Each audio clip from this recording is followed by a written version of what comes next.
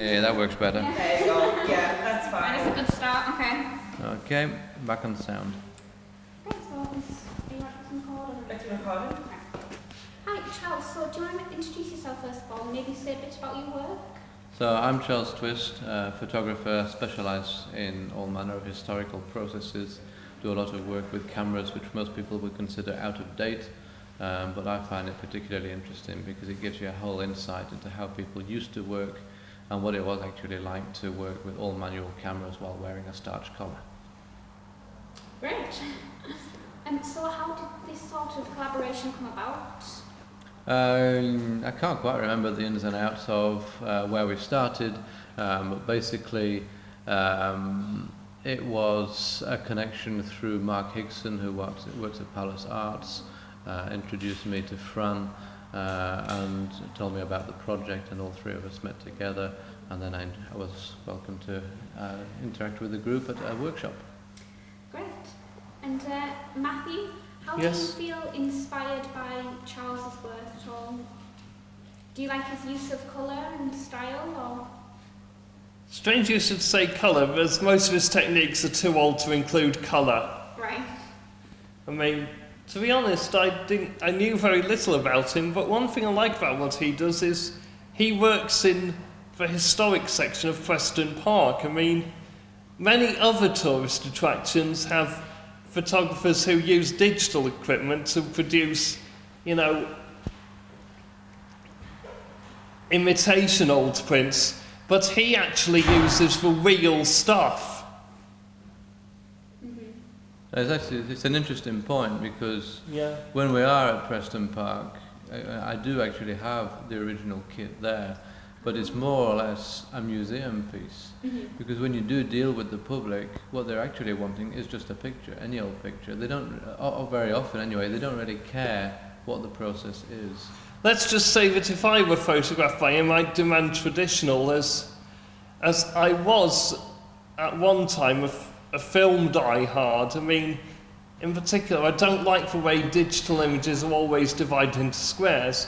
I mean, since my work was actually done digitally, this might come on across as a little bit odd, but I feel that as techniques change, some things about the old bits are lost, so I think we need men like Charles to keep them alive. Yeah. I think what's interesting about the old technology is not so much what the pictures were recorded on, but what the pictures were recorded through. And to operate a camera where you have to make the decisions and live with your mistakes, or revel in your successes, that is something very different, and it's being able to work with that camera. That's what's important. I don't think that there is a great deal of difference in between film and digital at the end of the day. It's certainly modern film and digital. If you go back to the old days and you're talking about orthochromatic film, which is not sensitive to red, then it is very much like working in digital with the blue channel only. But again, there are very great similarities.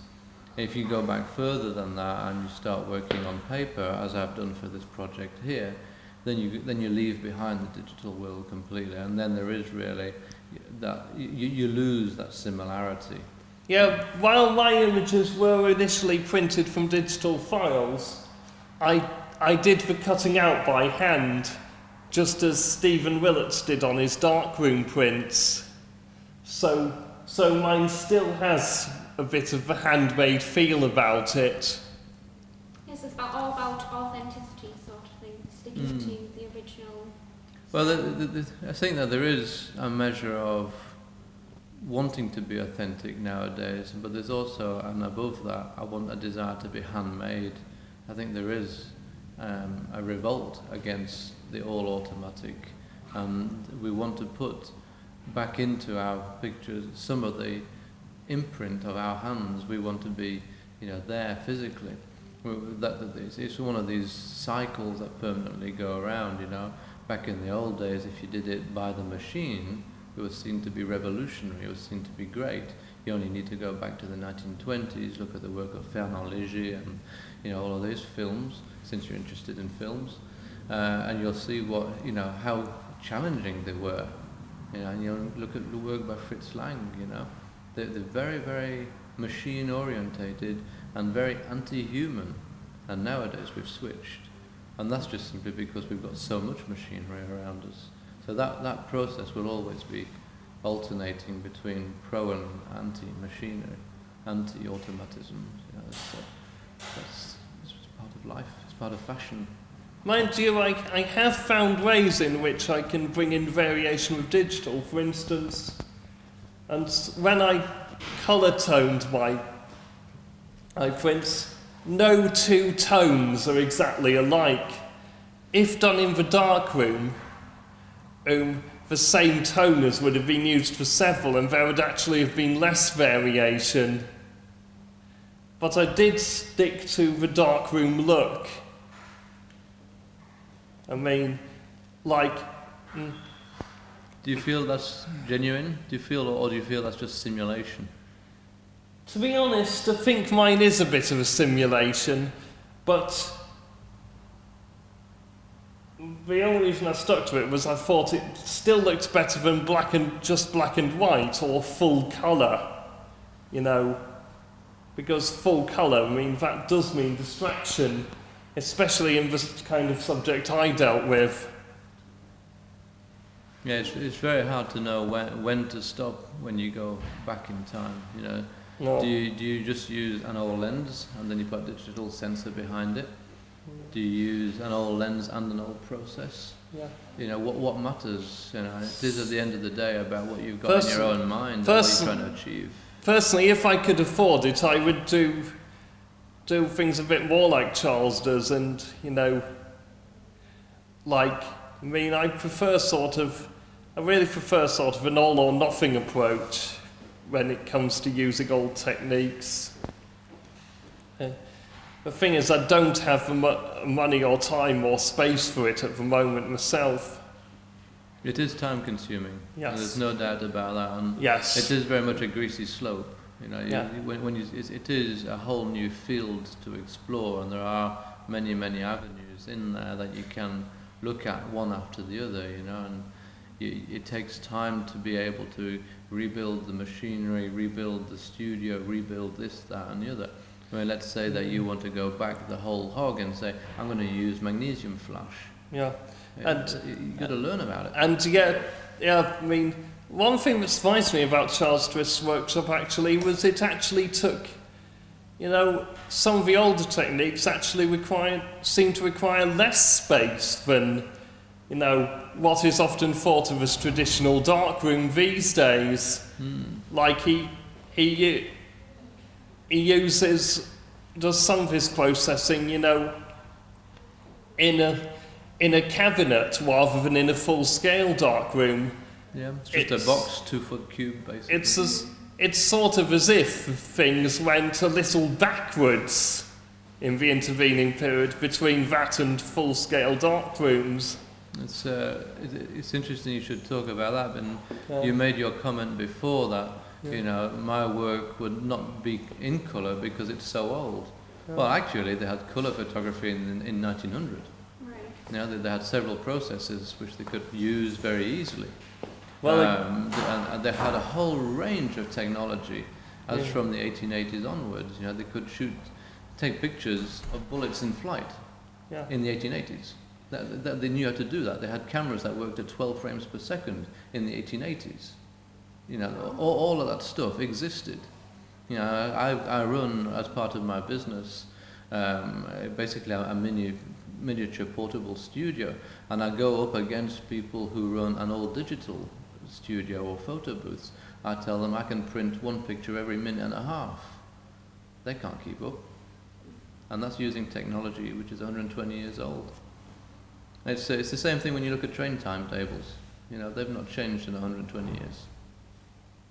Oh, wow. Well, as a final question then, do you think your work links to the title of this exhibition in terms of you see what I see? Like, what do you want people to see through your work? I have no clue. Just whatever they decide. Yeah, I mean, I just produce the work. I really don't know. I have very little understanding of what people see in my work. That's the honest truth. Yeah, I am more the opposite. I mean, despite my going a little avant-garde in my choice, I do think artwork should be a bit more message-oriented in reality. I mean, I'm rather against the abstract. That's one reason I asked people to really think and guess around mine.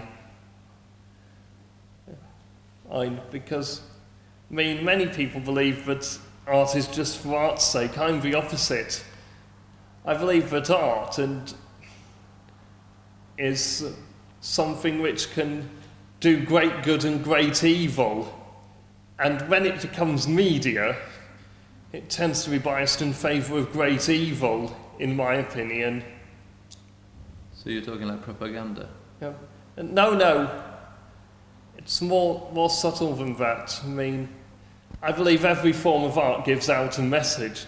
And if you don't think about the message, let's just say it's extremely dangerous, but then that's more applies to my views on media. But my only concern about my artwork is that it might lead to people having a somewhat negative view of of autistics, you know.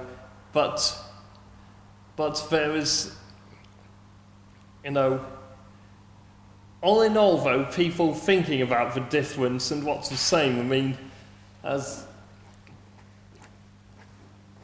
Some may think the fact that some work around here comes to emphasising the difference is wrong. I don't. I think there is a difference, but that autistics are just as valid, even if they are inferior by all our judgments. It's only a way of interacting with the world at the end of the day. Yes, and that's... You've got your own way, we've got other ways, we're all different. And mine does, if you study it closely, show different ways of interacting with the world. Yeah, great. Yeah. I think that sums up exactly what this exhibition's about. So that's a good point to leave on then. Yeah. Right, great, thank you. That's lots of information. Thank you very much.